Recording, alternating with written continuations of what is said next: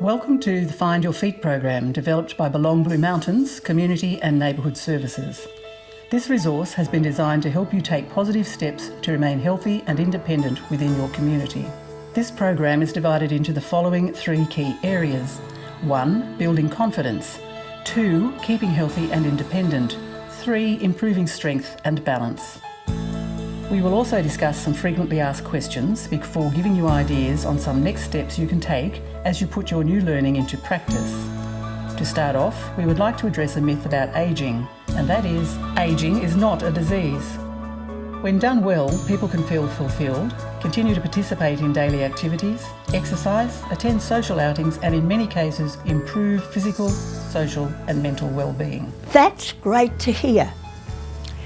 But I have hip pain, and I'm not as confident about leaving the house on my own as I used to be. You are not alone, and yes, falls are a serious business. Did you know that 1 in 3 people over the age of 65 living in the community fall each year? And of these, 10% will fall more than once, and almost a third will have an injury that requires medical attention. Falls are the leading cause of hospitalisation for seniors, and in serious cases can lead to people not being able to return home or even death. The good news is that falls are preventable, and there is a lot you can do to reduce your risk as well as enhancing your overall quality of life. So join us as we outline some simple things you can do. 1. What to do if you do fall. 2. How you can walk with confidence and stay on your feet. 3. How to reduce common hazards so that you remain safe and independent in your own home. 4. How to be proactive in managing your health. And 5. Some simple exercises to help improve your balance and strength to participate in everyday activities. We look forward to helping you find your feet.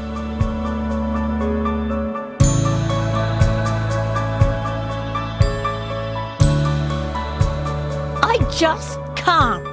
If you have issues with your balance or have had a fall, it's quite common to lose confidence. This can be quite frightening and may lead you to believe you should not go out as much or be overly careful. The good news is that the fear of falls can be managed with good planning, regular practice and obtaining help from a suitable partner or friend. We call this enlisting the help of the 3 P's: plan, practice and partner. Let's go through this in turn. Plan. Don't underestimate the value of a good plan. If there are things in your day that make you feel uncomfortable, decide beforehand how you will approach them. You may decide on how many errands you will manage in one trip, or decide to spread them out over a week. You may also look at where you need to rest or where the closest public restrooms are. Scan for where you will cross the road and whether the path is flat or uneven. How will you manage with multiple bags or a bag and mobility aid? This is not about right or wrong, but more about if you feel you can manage the task safely and effectively. Practice. Another effective tool to improve confidence is to practice the very things that you want to improve. If you are concerned about getting onto a train or bus, practice stepping over a small ledge or up a step with a rail. Continue to practice this regularly and watch your ability and confidence grow. It doesn't matter your age, with deliberate practice we can all improve. Partner. Finally, if you have planned and practiced, but still feel that is not enough to help you manage the situation, perhaps ask for help. Having a trusted carer, friend, family member or health professional with you can give you the confidence boost that you need to keep mobile and active. The same goes for getting up after a fall. If you practice how to get on and off the floor regularly, you may find that your confidence improves, as you now have a way to get up if you do fall, particularly if you are not injured. I live alone, and I've fallen a few times, and I'm frightened of falling again, and I'm not sure what I should do when it happens. No one expects to have a fall, but having a plan will help you to be confident and get on with your life. If you live or spend a lot of time alone, it is important to consider 1. How to get help in an emergency. 2. How to get up from the floor. 3. What to do after a fall. You may be alone when you fall and help may not be at hand, so here are some tips. Keep a list of people's phone numbers who can assist you near your phone or programmed into your phone. Locate your phone in a place where it can be reached from the floor, or carry a cordless or mobile phone with you in case it is hard to get up. Consider getting a personal alert system that can be used to raise an alarm in an emergency.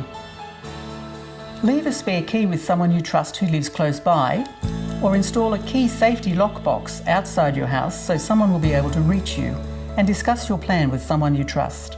I find that once I fall, I don't know how to get myself up.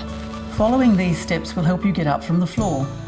If you have not tried to get up from the floor for a while, it would be a good idea to practice when someone is with you. Before you attempt to get up off the floor, stay still and control your breathing. Check if you have any injuries. Think about how you will get up off the floor, and if you do not manage the first time, rest before trying again. Roll onto your side. Get onto hands and knees and crawl or slide to a sturdy piece of furniture. Face the sturdy piece of furniture. Get onto your knees. From kneeling position, put your arms up onto the furniture. Bring one knee forward, putting that foot onto the floor. Use the chair to push up your arms and legs until you are upright enough to pivot your bottom around to sit. Sit down and rest before trying to stand and move. Well, I'm up off the floor. Anything I should do now? Seek urgent medical help.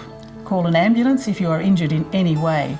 This may include any pain, nausea, dizziness, or any changes to your normal self. It is also important to seek medical attention if you take blood thinners, as they can increase your risk of bleeding and injury. And tell a person you see daily or regularly that you have had a fall, as injuries may not show up straight away and they can keep an eye on you.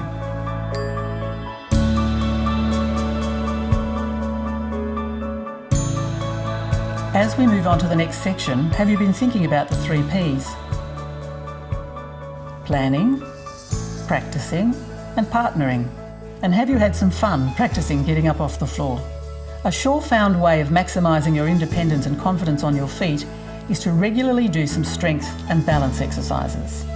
How much exercise do I need to do? Well, the guidelines recommend that adults over the age of 65 should take part in balance exercises most days and strengthening exercises at least 2 days a week. It's important to remember that the guidelines are there to aim for, not necessarily a starting point. Start low and go slow until you reach a point that you are comfortable with. This might mean starting for 10 minutes at a time for 2 to 3 days a week and building up from there. It looks slightly different for everybody. Here are a few strength exercises to try.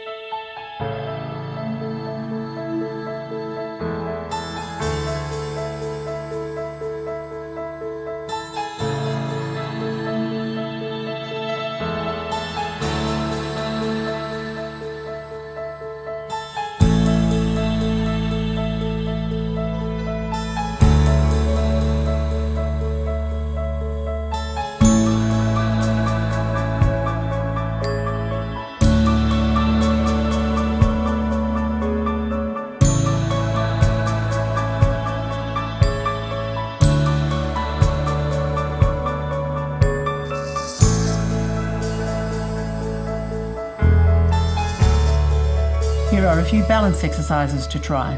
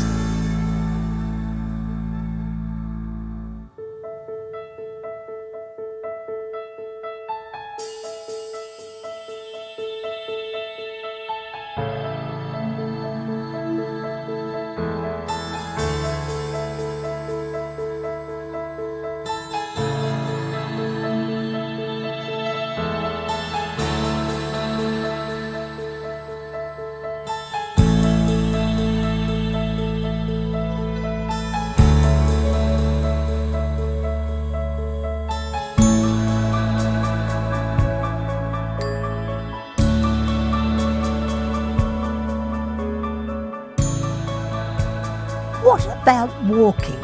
I've heard that's good. Walking has many benefits, and yes, it's good to continue walking. It's important to know that walking in and of itself doesn't improve your muscle strength or balance, so separate exercises are needed to provide benefits here. If you are interested in participating in an exercise program, contact your local neighbourhood centre to find out what is available. This raises a few questions for me. I have arthritis and can't do the exercises I've been given.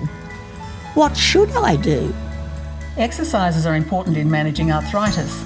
If you find them too difficult, consult a physiotherapist for an individualised program. Sometimes I use a walking frame. Will that mean I will get weaker if I'm depending on it more? Not necessarily. The walking frame provides security and increased confidence, so you are more likely to keep walking and engaging in other activities as well as exercise. A commonly missed important aspect of improving your balance involves wearing safe footwear. Having a firm heel cup, room for your toes, and a textured outer sole for grip are essential. If you have any issues or notice changes with your feet, we recommend making an appointment to see a podiatrist. But I wear my slippers because they're so much easier to put on. Yes, they can be easier to put on, but they are called slippers for a reason. Taking the time to get fitted with a good pair of shoes is always worth the effort. With practice or assistive aids, there are ways to help you manage getting your shoes on or off more easily. Remember to try putting some strength and balance exercises into your day and take time to find out what other interesting and fun activities are run in your community. Did you practice your strength and balance exercises? To keep independent, there are two important things to ask yourself. 1, how can I make my environment more manageable? And 2, how can I improve and manage my own health? So let's look at your home safety first. It's likely that you'll want to spend your retirement living in your own home. You may have found that some day-to-day tasks have become a little more challenging depending on your fitness as well as any medical conditions you may be experiencing.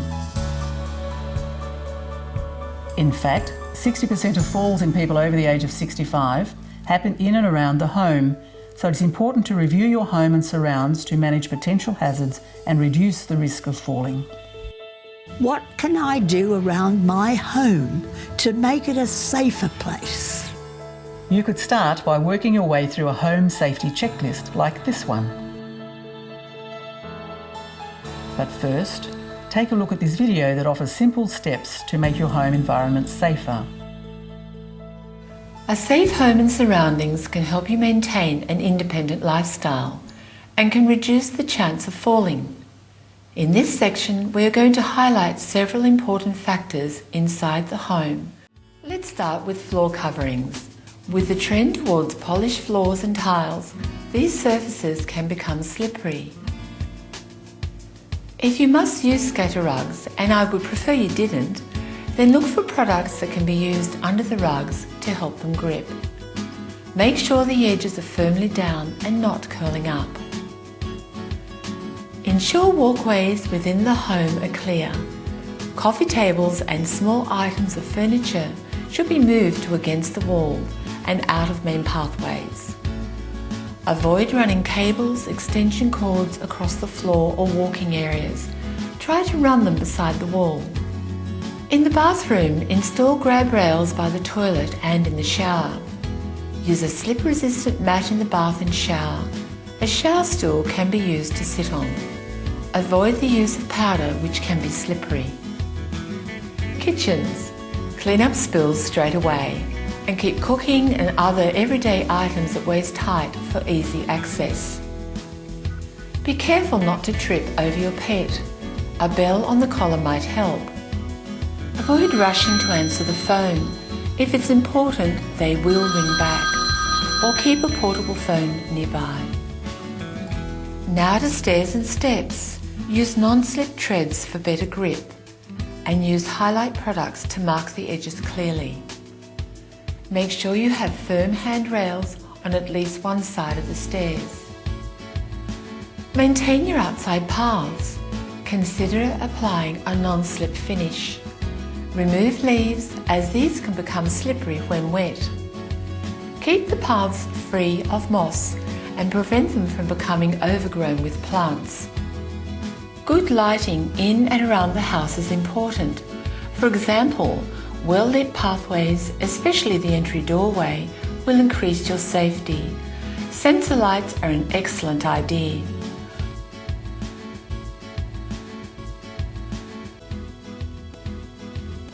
Take time to maintain your home. An occupational therapist can help advise on making your home safer for you. Some other situations around the home can also be made safer by some simple changes. Frequently used items are best stored at levels between your knees and shoulders or out on a bench for easy access. Check your mats regularly to make sure they are still non-slip, not frayed or a trip hazard. If you need further support or more complex solutions to your home safety issues, consider a referral to an occupational therapist. Now let's look at how you can better manage your own health. There are many things you can do to help maintain your independence and prevent certain health conditions. Then why am I being told that everything happens to me because I'm getting older? This is a common belief some people have. However, it has been shown that ageing itself doesn't cause disease, but is a process that can be managed. Oh, okay. How can I best manage the ageing process then? Good question. This may involve visiting your GP for a health checkup regularly, at least once a year. Your GP can check your general health, blood pressure and hearing, as well as refer you to any specialist you may need to attend, for example, a bone density test. Eye checks at your optometrist. Foot checks at your podiatrist. Home medication review by an accredited pharmacist. These checks can be considered routine, just like taking your car for a service. If anything needs further investigation, then your healthcare provider can make referrals for you. And like your car, you also need to keep it well fueled. Having a balanced diet that has adequate energy, fresh water, fruit and vegetables, protein and fibre is essential to help maintain physical and mental health. Calcium and iron for good bone and muscle health. Water to maintain hydration. Balanced servings of fibre, fruit and protein. 15 minutes of sunlight each day will assist with vitamin D levels for bone strength. For further assessment and recommendations, you may consider seeing a dietitian.